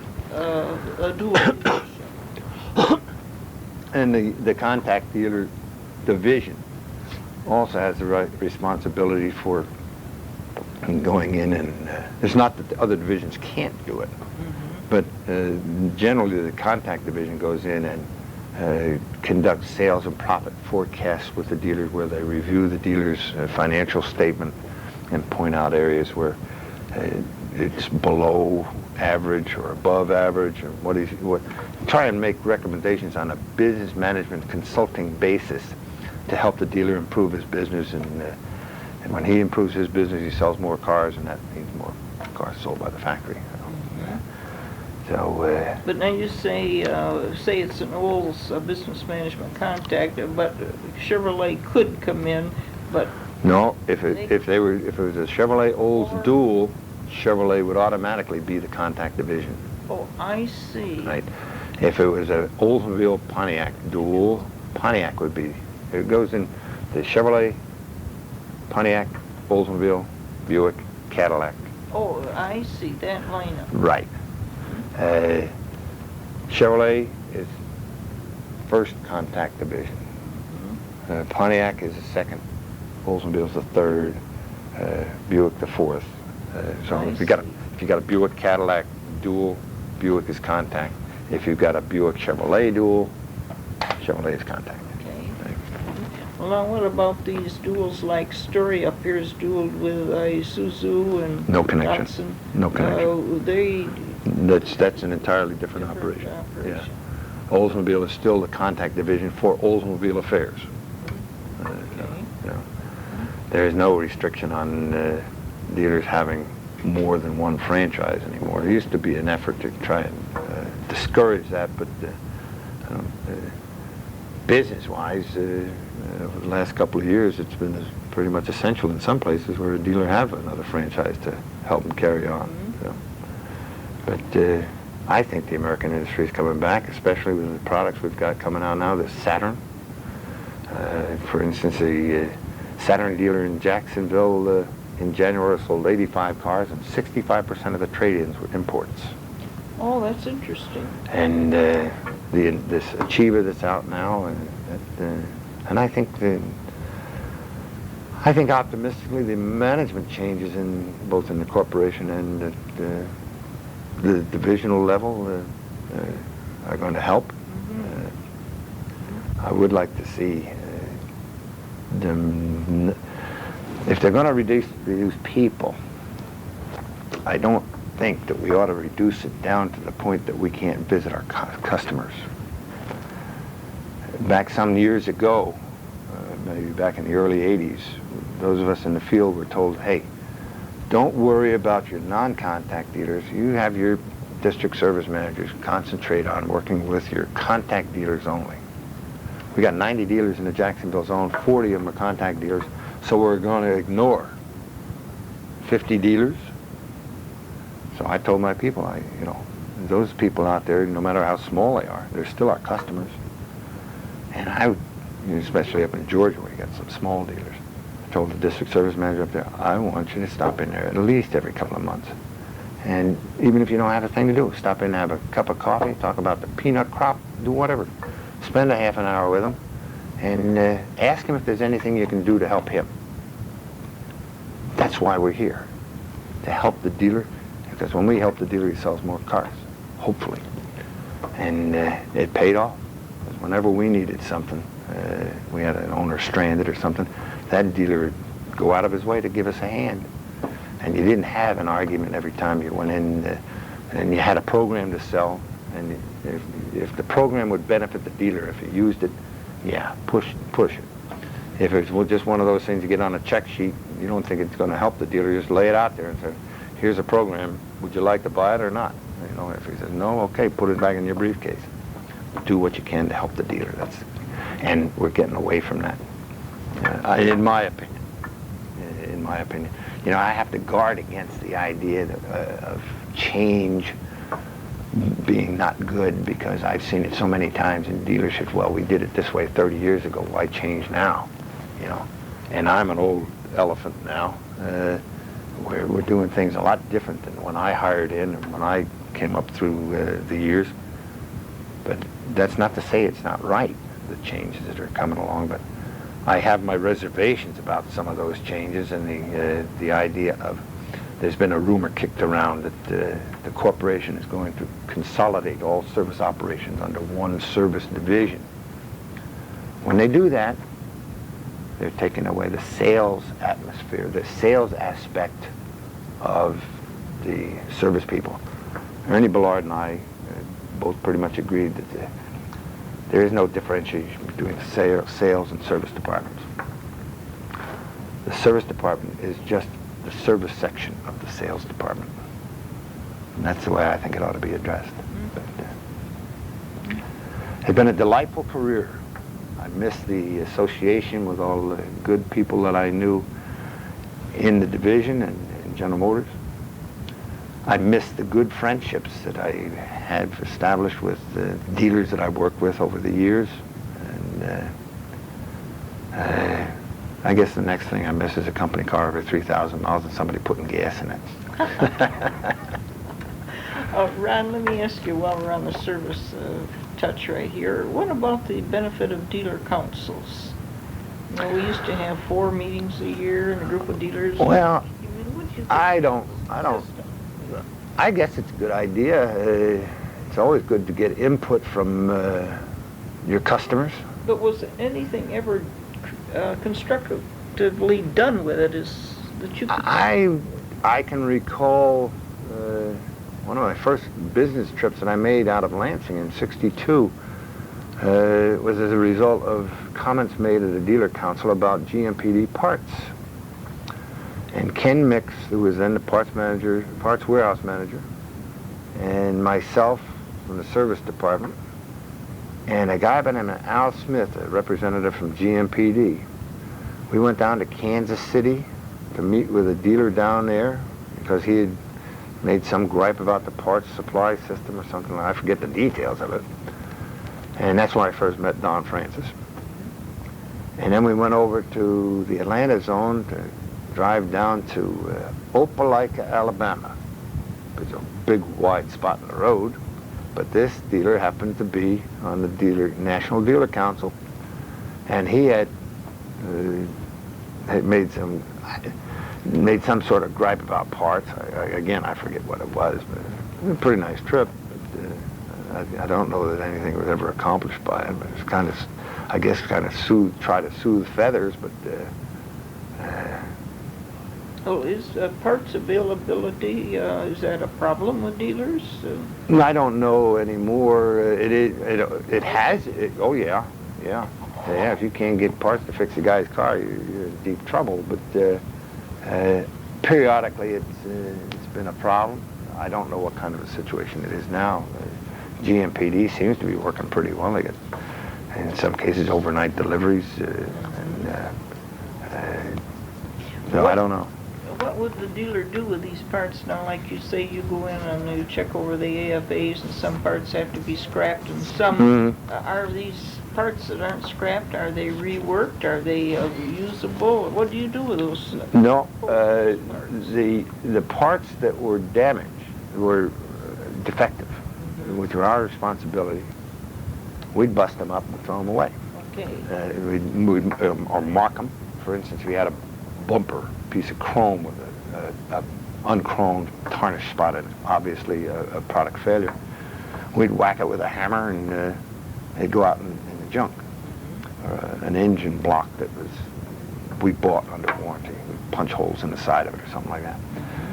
If the part proved to be not defective and we gave it back to the dealer and charged it back to him. That's his to worry about. I see. That's his to worry about. We couldn't tell him to put it. We would not tell him to put it back in stock because that's his concern. If he chooses to put it on a car and it works, fine. If it doesn't work, it's still his responsibility putting it on that car, especially if it causes a failure of some type, unless it can be then shown that it was, in fact, our responsibility. We made the incorrect judgment in charging it back to him, and then I'd pay him twice. Okay. Well, now, there's been some concern among, like these clubs, Oldsmobile Club of America, National Antique Oldsmobile Club.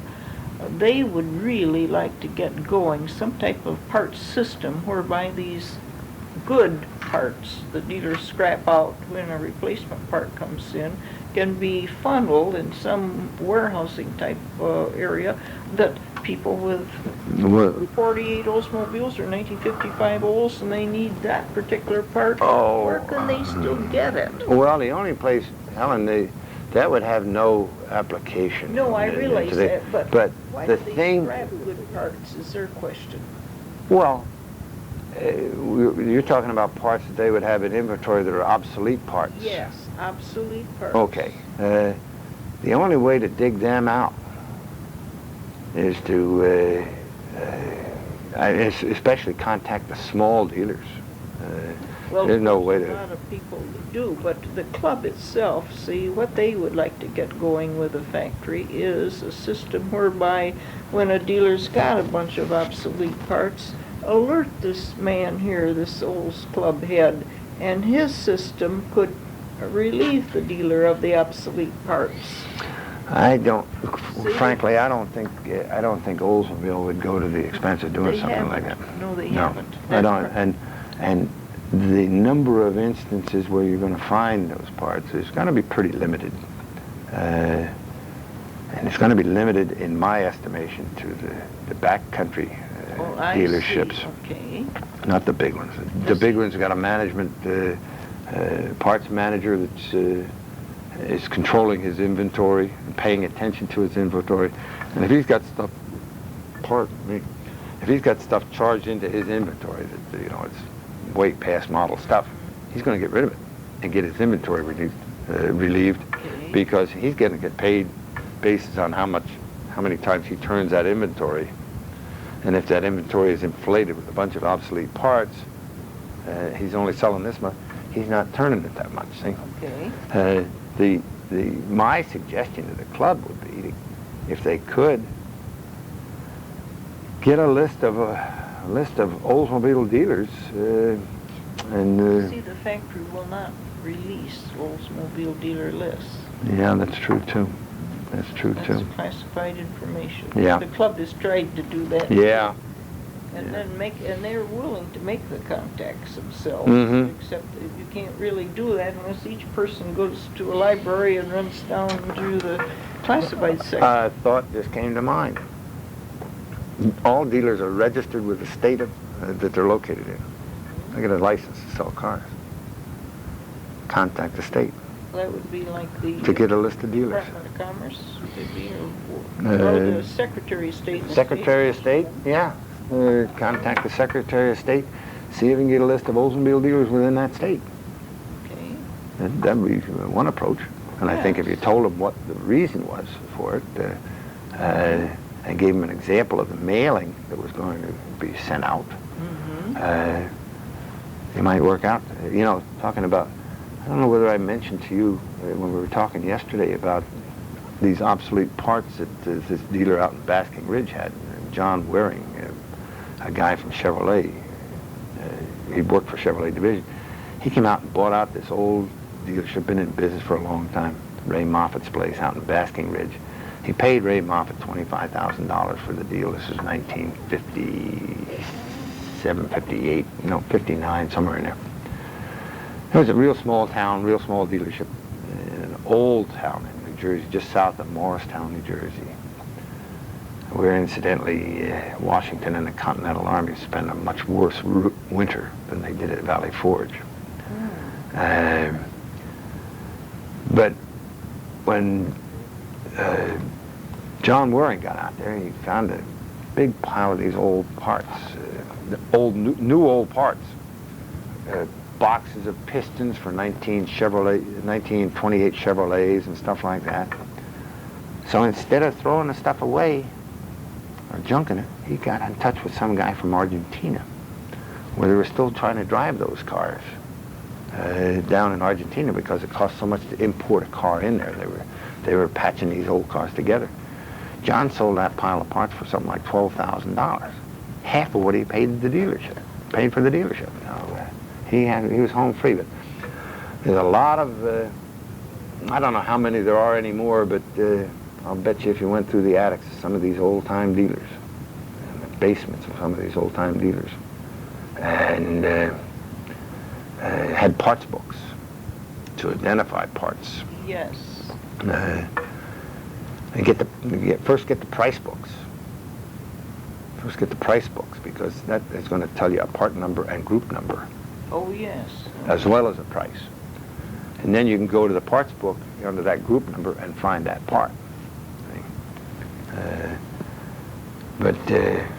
There's a couple of places around Georgia, one up in Nashville, Georgia, that specializes in Chevrolet parts or Ford parts or something like that. But well, we have what we call, we put together here at the Oldsmobile History Center, aids for the Oldsmobile enthusiast. And it's a listing of possible parts and information sources. And 4 or 5 pages are devoted to firms dealing exclusively in those parts. I see. And then we break it down with performance parts, or gaskets, or moldings, or decals. So that what you're looking for, you can go to the index.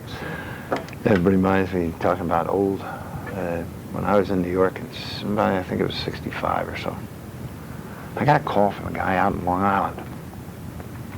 And he wanted some information. He said he recently obtained a 1932 Oldsmobile, and the engine hadn't turned over in about 10 years, and it was frozen.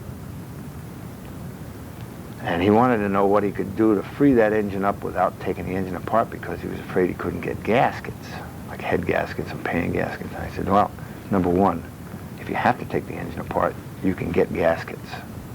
But number two, I'd flood some oil in there, some penetrating oil, and just let it sit for a while and see what we could do to loosen it up.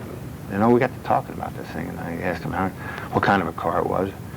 He said it was an Oldsmobile, 1932 Oldsmobile convertible, 6-wheel convertible, you know, with the 2 wheels in the fender wells. I said, well, how'd you come about it? He says, well, I live out on Long Island, and my next-door neighbor is a very elderly lady, taken care of by her elderly son. And they have a separated garage, a single-car garage out in the back of their property.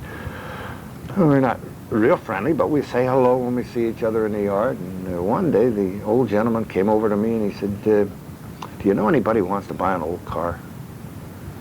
And I said to him, well, you know, what kind of a car? He said, oh, I'll show you. And he opens the door and here stands this 32 Oldsmobile up on blocks. 1955 license plate on it. Hadn't been driven for 10 years when the old lady quit driving. Had 35,000 miles on it. And I asked the old man what he wanted for it, and he says, oh, $75. Oh, for God's sake. Bought the car for $75. Oh, unbelievable. Boy. And then I had another lady call in one time. She was buying a new car. I guess this was a 68 model run. And she and her husband lived up in Yonkers. He was a maitre d' in one of the good restaurants up there. And they were going to buy a new Oldsmobile, but they wanted to give their 1940 96 model coupe back to Oldsmobile because it had been such a wonderful car. Well, the 96 was a 98 body with a 6-cylinder engine in it. Very rare. And the problem was that she didn't want to let some kid have it to make a hot rod out of it. Well, the good Lord himself couldn't have made a hot rod out of a 6-cylinder 98, you know. But eventually it worked out that Jack Houston bought the darn car from her. I don't know how much he paid for it, but The last I saw was out at Hall Oldsmobile out in Coney Island Avenue in Brooklyn, and I think the dealer had bought it from Jack when Jack got transferred or something like that. That's a very rare car. Yeah. It had to be kind of odd to order a 98 with a 6-cylinder engine in Yes. it, you know. So. Wasn't But, Well, Rod, you've given us so many interesting things. well, I hope they've Anything else helped. you'd like to share with us?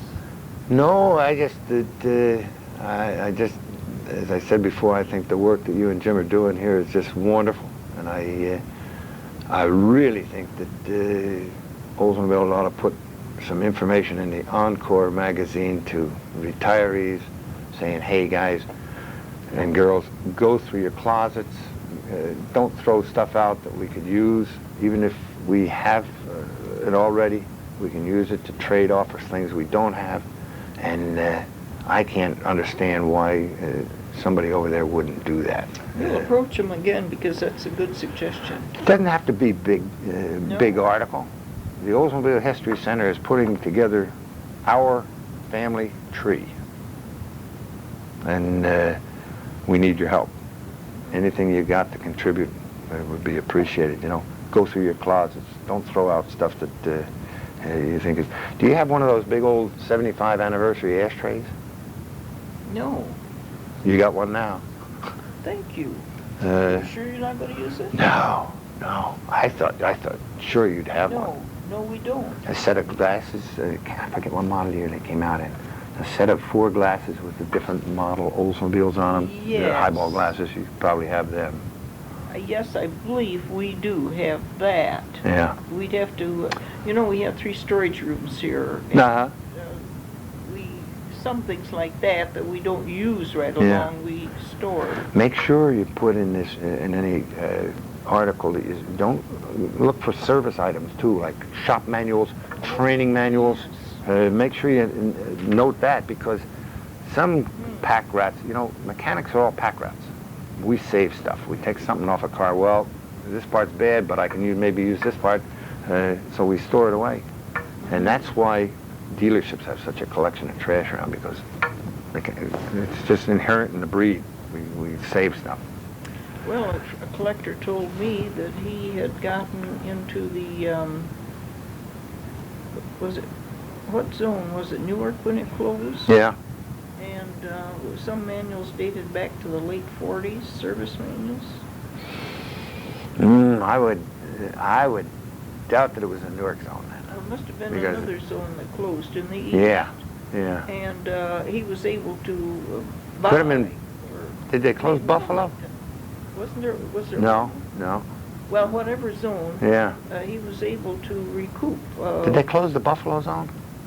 I don't know, we're kind of I removed think over here. they closed the Buffalo zone. Maybe and it that, was Buffalo. Yeah, could have been, because that zone office was in the same place for long years.